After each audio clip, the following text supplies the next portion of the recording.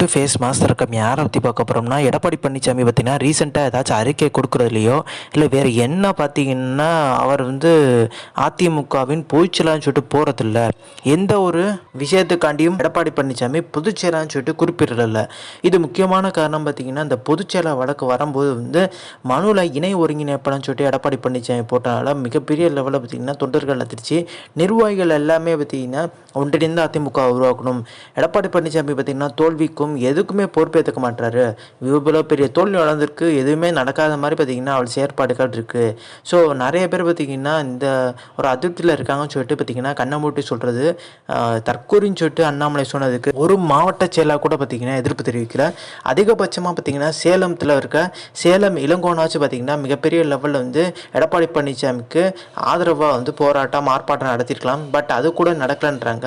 So இதுலேருந்தே புரிஞ்சுக்க முடியுது எடப்பாடி பழனிசாமிக்கு பெரிய லெவலில் பார்த்தீங்கன்னா ஆதரவு வட்டம் இல்லைன்னு சொல்லிட்டு. SP Velumani, Thangamani, C V. சண்முகம் இவங்கெல்லாம் எவ்வளோ தான் நெருக்கடி கொடுத்தாலுமே நியூஸ் சேனலில் பார்த்தீங்கன்னா எடப்பாடி பழனிசாமி பற்றி பெரிய லெவலில் பார்த்தீங்கன்னா வரதில்ல. இரண்டாம் கட்ட தலைவரில் தான் பார்த்தீங்கன்னா மென்ஷன் பண்ணி காமிக்கிறாங்க. அப்புறம் தான் எடப்பாடி பழனிசாமியோட பேச்சுக்கள் எதிர்நாள் லைவ் வருதுன்ற மாதிரி ஒரு குற்றச்சாட்டு.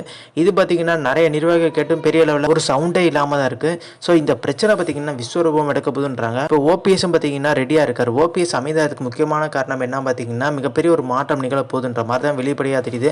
ஓபிஎஸ் எப்படி கட்சி விட்டு நீக்கின மாதிரி எப்படி சசிகலா எப்படி நீக்கினாரோ அதே மாதிரி எஸ்பி வேலுமணியும் பார்த்தீங்கன்னா நீக்கிறதுக்கு எடப்பாடி பழனிசாமி துணிஞ்சுட்டான்ற மாதிரி பேசணும் வெளியே இருக்குது. ஏன்னா எஸ்பி வேலுமணி ஆதரவாளர் கூப்பிட்டு பேசும்போது பார்த்தீங்கன்னா நான் எஸ்பி வேலுமணியை கொஞ்சம் நாள் நீக்கிடுவேன், நீங்கள் என் பக்கம் வாங்கன்ற மாதிரி பார்த்தீங்கன்னா எடப்பாடி பழனிசாமி ஒரு வார்னிங் கொடுத்ததாகவும் சொல்கிறாங்க. அந்த வார்னிங் ஏற்றுட்டு பார்த்தீங்கன்னா சில பேர் வேலுமணியை விட்டு பார்த்தீங்கன்னா எடப்பாடி பழனிசாமி பக்கம் போனதாகவும் உண்மை வெளியே இருக்குது. ஸோ இந்த மாதிரி ஒரு சூழ்நிலை பார்த்தீங்கன்னா எஸ்பி வேலுமணிக்கு இந்த மாதிரி நீக்கிட்டாங்கன்னா சி.வி. சண்முகம் கொஞ்சம் கவனம் இருக்கும். அடுத்து நம்ம தான்ற மாதிரி உணர ஆரம்பிச்சிட்டாரு. அவர் பார்த்தீங்கன்னா ஒரு 20 எம்எல்ஏக்களை வச்சுட்டு பார்த்தீங்கன்னா அந்த பக்கம் தாவிடலாமான்ற எண்ணத்தில் இருக்கார். அதாவது ஓபிஎஸ் பக்கம் போய் பார்த்தீங்கன்னா பொதுக்குழுவை கூட்டிடலாமான்ற மாதிரி. ஏற்கனவே நம்ம சேனல்லே போட்டிருக்கோம். சசிகலா பார்த்தீங்கன்னா ஒரு 6-7 மாதத்துக்கு முன்னாடிருந்தே பார்த்தீங்கன்னா ப்ராப்பர்ட்டி எல்லாம் விற்றுட்டே வர்றாங்க. நிறைய ப்ராப்பர்ட்டிகளை விற்று லிக்விட் கேஷாக பார்த்தீங்கன்னா கையில் எடுக்கிறாங்க. ஸோ எம்எல்ஏக்களுக்கு டிஸ்ட்ரிபியூட் பண்ணதா அது அப்படின்ற மாதிரி தான் வெளியே இருக்குது. பொதுச்செயலாளர் பார்த்தீங்கன்னா எடப்பாடி பழனிசாமி பார்த்தீங்கன்னா அப்படின்ற மாதிரி அவர் சொல்லிட்டு இருந்தாலுமே ஒன்றிணைந்த அதிமுகவுக்கு இறங்கி வருவார்ன்ற எதிர்பார்ப்பு இருந்துச்சு. ஆனால் அதெல்லாம் பார்த்தீங்கன்னா இப்போ எல்லாருமே அதிருப்தி ஆகிட்டாங்க. எடப்பாடி பழனிசாமி இப்படியே ஒரு சூழ்நிலை போயிட்டு இருந்தால் சசிகலாவே அதிருப்தி ஆகிட்டாங்க. மிகப்பெரிய லெவலில் கடும் கோவத்தில் இருக்கதா சொல்கிறாங்க. அதன் விளைவு என்ன பார்த்தீங்கன்னா டிசம்பருக்கு அப்புறம் பார்த்தீங்கன்னா ஒரு பொதுக்குழு கூட்டி எடப்பாடி பழனிசாமியை நீக்கிடலாம்ன்ற எண்ணத்துக்கு பார்த்தீங்கன்னா சசிகலாவே வந்துட்டதா சொல்கிறாங்க. ஸோ எல்லா உறுப்பினர்களும் நிர்வாகிகளுக்கும் பார்த்தீங்கன்னா சசிகலா பக்கம் வர்றதுக்கான ஏற்பாடுகள் தங்கமணி, சி.வி. சண்முகம், எஸ்பி வேலுமணி தான் பண்ணிட்டு இருக்கதா சொல்கிறாங்க. எஸ்பி வேலுமணியோட நடமாட்டத்தை, அவர் யார்கிட்ட பேசுகிறார், என்ன பேசுகிறார், என்னென்ன விஷயம் பேசுகிறான்னு சொல்லிட்டு நடமாட்டத்தை கண்காணிக்கிறதுக்கு ஒரு தனி குழுவை பார்த்தீங்கன்னா எடப்பாடி பழனிசாமி போட்டிருக்கதா சொல்கிறாங்க. அந்த மாதிரி குழு போட்டிருக்கான பார்த்தீங்கன்னா எஸ்பி வேலுமணியால் பார்த்தீங்கன்னா சுதந்திரமாக எதுவும் பண்ண முடியல. ஆனால் தங்கமணி பார்த்தீங்கன்னா சசிகலா டீமோட பார்த்தீங்கன்னா சர்வசாதமாக பேசிகிட்டு இருக்காங்க. அதே மாதிரி இது பின்னணியில் பார்த்தீங்கன்னா அந்த ஸ்கெட்சு போட்டு கொடுத்தது திவாகர் தான். அது சசிகலாவோட சகோதரர் திவாகர்ன்ற ஒரு பேச்சு அடிபட்டுருக்கு. அப்படி இருக்க ஒரு சூழ்நிலை எடப்பாடி பழனிசாமிக்கு மேலும் சிக்கல் தரும் விஷயமாக பார்த்தீங்கன்னா இப்போ கட்சி நிர்வாகிகள் அடிமட்டம் இருக்க நிர்வாகிகள், தென் மாவட்டங்களில் இருக்க நிர்வாகிகள் செல்லூர் ராஜு நீக்கிட்டு பார்த்தீங்கன்னா எப்படியாச்சும் டாக்டர் சரவணனை வர வைக்கணும்னு சொல்கிறது தான் உதயகுமார் என்னவாக இருக்குது.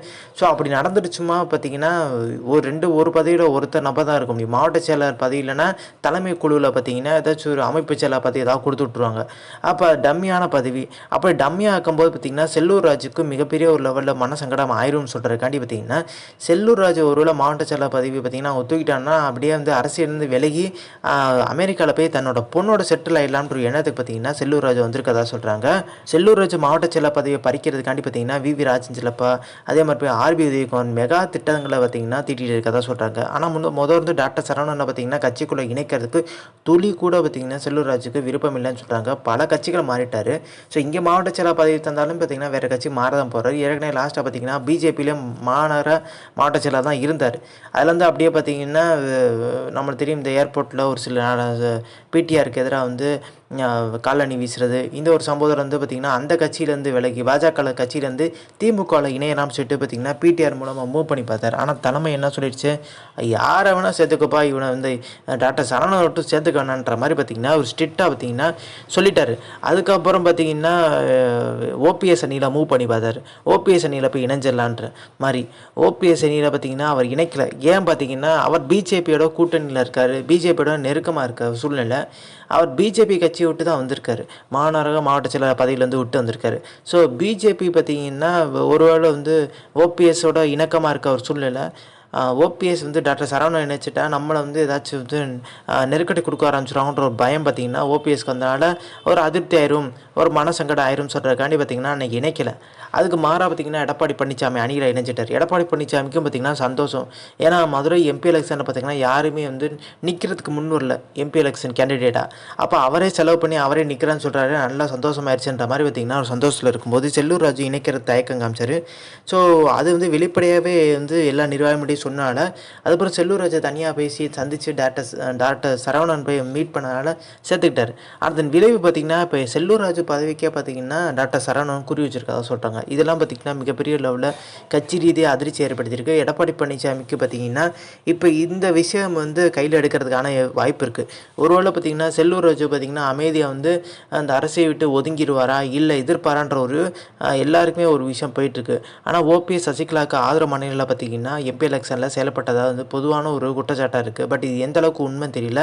அப்படி உண்மையாக இருக்கும் பட்சத்தில் பார்த்திங்கன்னா தென் மாவட்டங்களில் படிப்படியாக பார்த்திங்கன்னா ஓபிஎஸ் சசிகலா கட்டுப்பாட்டில் வருன்றாங்க. கிட்டத்தட்ட பார்த்திங்கன்னா ஒரு 30 எம்எல்ஏக்கள் கிட்ட வந்து பார்த்திங்கன்னா சசிகலா ஓபிஎஸ் ஆதரவு மாநிலத்துக்கு வந்துட்டாங்க. நிர்வாகிகள் நிறைய பேர், 2ஆம் கட்ட நிர்வாகிகள், மாவட்டந்தோறும் 2ஆம் கட்ட நிர்வாகிகள் இருப்பாங்கள்ல, இந்த அவைத்தலைவர், பொருளாளர்னு சொல்லிட்டு இணைத்தலைவர், துணைத் தலைவர்னு சொல்லிட்டு இருப்பாங்கள்ல, அவங்க எல்லாமே பார்த்திங்கன்னா ஓபிஎஸ்க்கு ஆதரவு மாநிலம் வந்துட்டாங்க. மிகப்பெரிய தோல்வி. ராமநாதபுரத்தில் பார்த்திங்கன்னா ஓபிஎஸ் 2வது இடம் வர்றாரு. இரட்டை இலை சின்னத்து 2 பார்த்திங்கன்னா 3ஆம் இடத்துக்கு பார்த்திங்கன்னா அந்த வேட்பாளர் தள்ளப்படுறாருன்னா தென் மாவட்டங்களில் பார்த்திங்கன்னா ஓபிஎஸ் இல்லாத சசிகலா இல்லாத அதிமுக வந்து யாருமே விரும்பலன்னு தெரியுது. இது 2019 வந்து சசிகலா இல்லை, சிறையில் தான் இருந்தாங்க.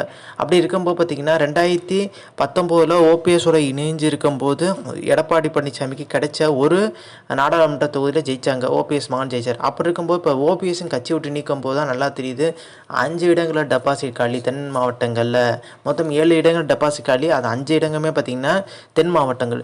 அப்படின்றப்போ ஓபிஎஸ்க்கு நிறைய ஆதரவு இருக்குன்ற தெளிவாக இருக்குது. இது எடப்பாடி பழனிசாமிக்கு ஓரளவுக்கு பார்த்திங்கன்னா ஒரு மன சங்கடத்தை ஏற்படுத்தியிருக்கு. இந்த மன சங்கடத்தினால பார்த்திங்கன்னா ஒரு டீம் போட்டு திருப்பி முதலமைச்சர் ஆறணும்னு சொல்கிறதுக்காண்டி பிரசாந்த் கிஷோர் போட்ட ஒரு நிறுவனங்கள், இப்போ ரீசெண்டாக பார்த்திங்கன்னா சந்திரபாபு நாயுடு வந்து ஜெயிக்க வச்ச ஒரு நிறுவனத்துக்கு பார்த்திங்கன்னா டீனிங் போட்டிருந்தார். அந்த நிறுவனம் பார்த்திங்கன்னா ஜெயிக்கிறதுக்கான விலைகளை சோஷியல் மீடியாவில் பரப்புவாங்க.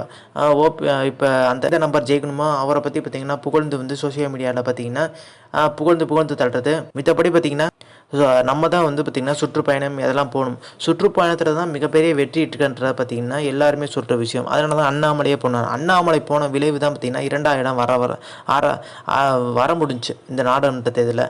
இப்போ எடப்பாடி பழனிசாமியோட சுற்றுப்பயணம் போக முடியுமான்னு கேட்டிங்கன்னா போக முடியாது. அவருக்கு மூட்டு வலி, முதுகுலின்னு சொல்லிட்டு நிறைய விஷயங்கள் இருக்காங்க, போகிறதுக்கான வாய்ப்பு இல்லைன்றாங்க. ஸோ அந்த information like share thanks for வாட்சிங்.